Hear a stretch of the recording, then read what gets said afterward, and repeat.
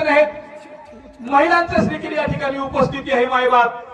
अरे ह्या लाडक्या बहिणी म्हणून सरकारने यांचा गौरव केलाय, परंतु सरकारने गौरव केला त्याबद्दल मला देखील अभिमान वाटतो, कारण त्यांना 4 पैसे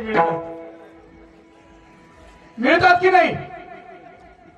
4 पैसे मिळतात, परंतु लाडकी बहीण म्हणून थांबता येणार नाही. या मायमाऊली, या महाराष्ट्रातल्या मायमाऊलीचा स्वाभिमान जिवंत राहिला पाहिजे. आणि छोट्या मुलीवरती, मायमाऊलीवरती बलात्कार होतो, हे कुठेतरी थांबलं पाहिजे. लाडकी बहीण योजना आणण्यापेक्षा ती बहीण सुरक्षित कशी राहील यासाठी प्रयत्न केले पाहिजे महाराज. कारण आपण मायबाप त्या महाराष्ट्रातली माणसं आहोत. अरे ज्या महाराष्ट्रात छत्रपती शिवाजी महाराजांची ओळख आहे, ज्या महाराष्ट्राचा स्वाभिमान छत्रपती शिवाजी महाराज आहेत, ज्या हिंदुस्थानची अस्मिता छत्रपती शिवाजी महाराज आहेत ना, त्या छत्रपती शिवाजी महाराजांकडे कल्याणच्या सुभेदाराची सून द्यायला आपल्या सहकार्याने नजराणा म्हणून भेट दिली. त्याच मायमाऊलीला काकणचोळी करून परत पाठवली. त्या छत्रपती शिवाजी महाराजांच्या स्वाभिमानी महाराष्ट्रातली आपण माणसं आहोत, म्हणून महिलांचा स्वाभिमान जिवंत राहिला पाहिजे. कारण नुसता जागतिक महिला दिन घेऊन आपल्याला जमणार नाही. त्या महिलांचा स्वाभिमान सुरक्षित राहिला पाहिजे, तिला स्त्री म्हणून जगता आलं पाहिजे. कारण छत्रपतींनी समाजाला जो संदेश दिलाय ना महाराज, तरुणांना व्यसन करून मिळतंय तरी काय, वाईट गोष्टीमध्ये घसरू देऊ नका तुमचा पाय.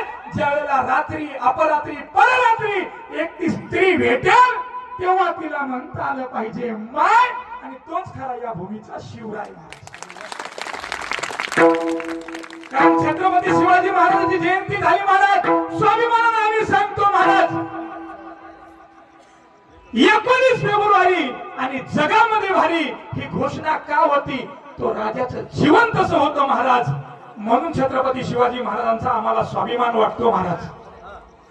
छत्रपती शिवाजी महाराजांनी कधीही बघा, छत्रपती शिवाजी महाराजांचं राज्य असं होतं महाराज, सामान्य लोकांना कधीच भीती वाटत नव्हती. अंधश्रद्धेच्या बंद केल्या चालीरीती, गरीबातल्या गरीबाला कधीच वाटत नव्हती राजाला भेटायला भीती.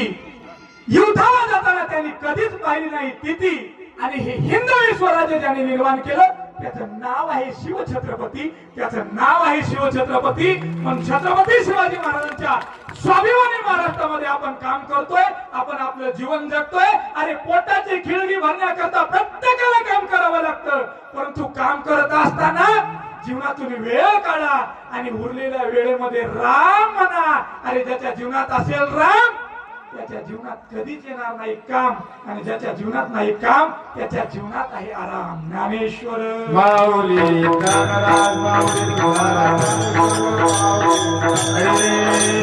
ज्ञानेश्वर माऊली